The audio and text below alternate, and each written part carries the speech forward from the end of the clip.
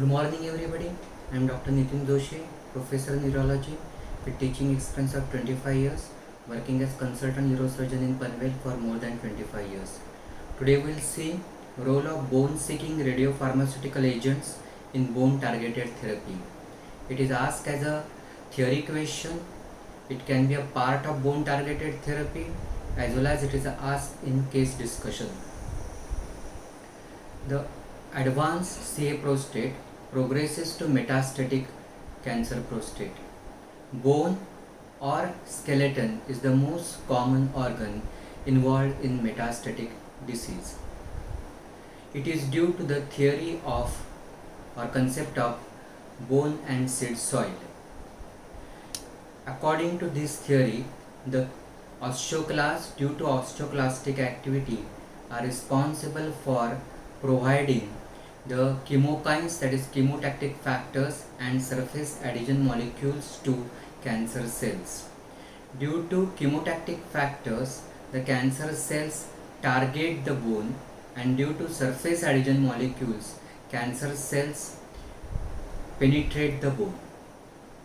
The cancer cells has got strong affinity for the bone matrix, which is the storehouse of immobilized various growth factors which are actually synthesized and deposited by the osteoblasts for their growth.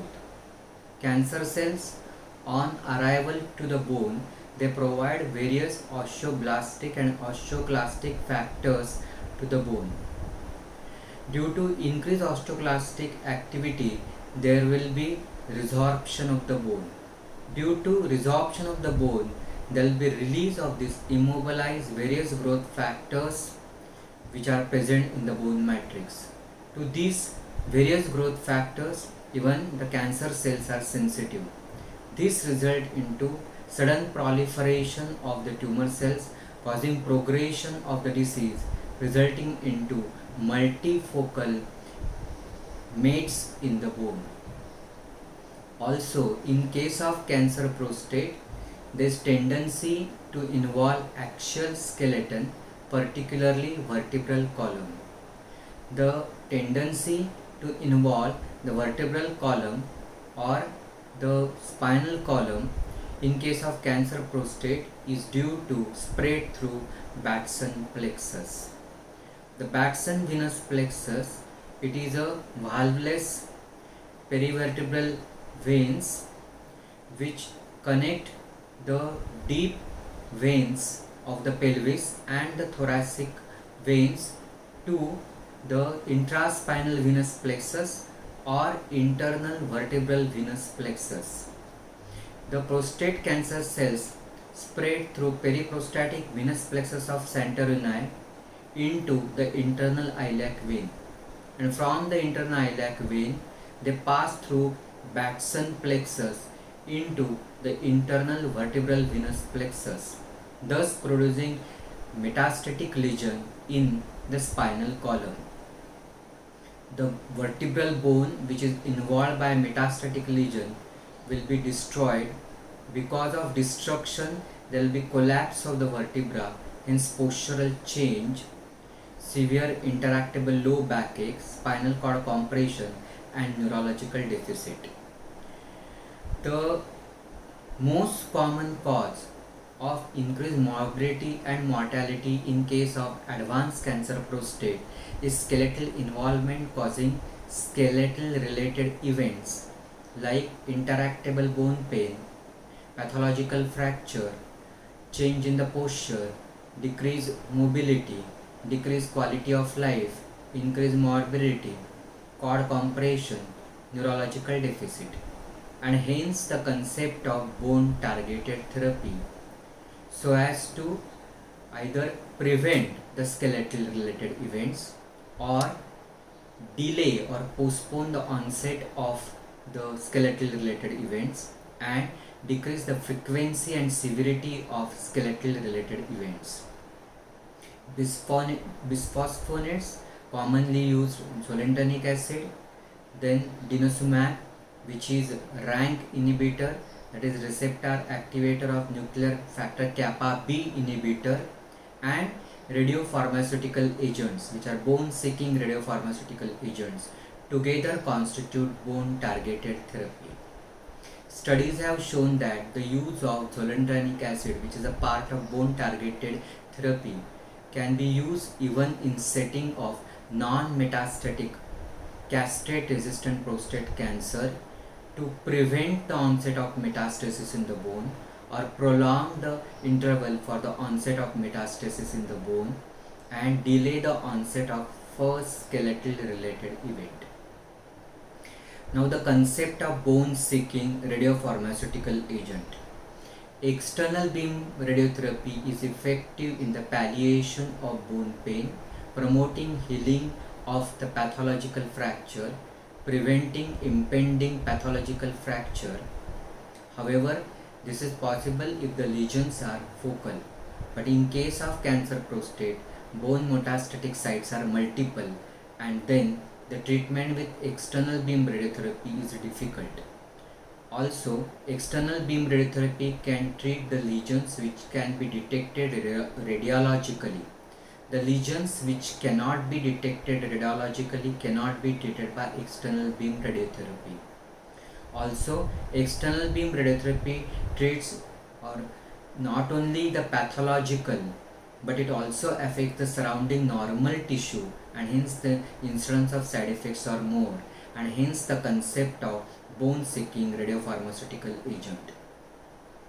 In the normal bone, the bone mineral, the main bone mineral is the bone mineral salt is calcium phosphate and is typically in the hydroxyapatite crystal. The normal bone also contains other bone salts like calcium carbonate, magnesium carbonate, potassium carbonate, sodium carbonate, but they do not crystallize, but they remain adsorbed to the hydroxyapatite crystal.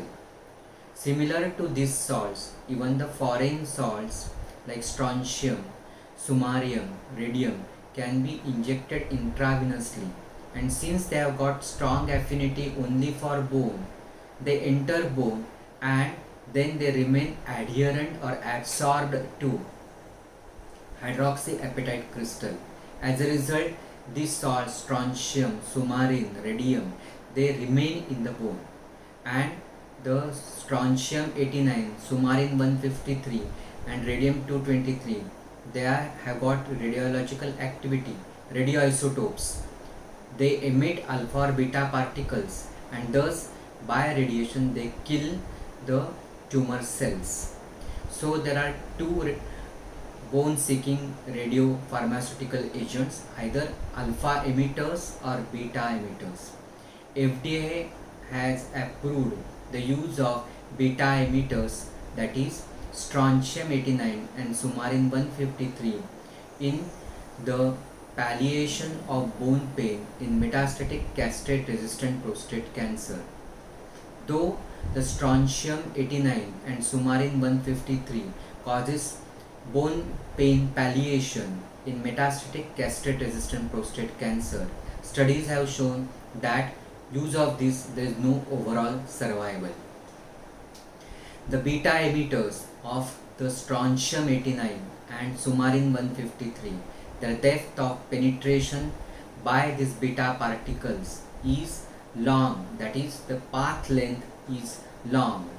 The depth of penetration is more, it is in terms of few millimeter, and this results into the suppression of bone marrow and hence myelosuppression. Samarium 153 as well as strontium 89, they concentrate in osteoblastic activity. The CA prostate metastatic lesions are osteoblastic, and so if there is increase or extensive metastasis in the bone, then the uptake of strontium, particularly of strontium 89, will be more concentrated in the osteoblastic type of bone mates, and so there will be more bone marrow involvement, causing bone marrow suppression, fall in the WBC count and neutropenia and neutropenic fever, as well as anemia. So at the same time, the Sumarin, as compared to Sumarin, the strontium has got longer half-life of 4 to 5 days, while Sumarin has half-life of 1 to 2 days. But both having the side effect of myelosuppression. So as per the guidelines, recommendation is that the treatment with strontium 89 or Sumarin 153 is to be withheld if there is prior myelosuppressive treatment with radiotherapy or chemotherapy in the patient within 6 weeks. In contrast to these beta emitters, the alpha particles emitted by radium-223, their depth of penetration is short distance. So the path of penetration in the bone by alpha particles is only few micrometer, less than 100 micrometer, and so the side effect of bone marrow suppression and myelosuppression is significantly lower than beta particles. The beta particles, their production of the ionizing radiation energy is low, so the biological effectiveness is also low, and so they require 100 to 1000 hits for cell death.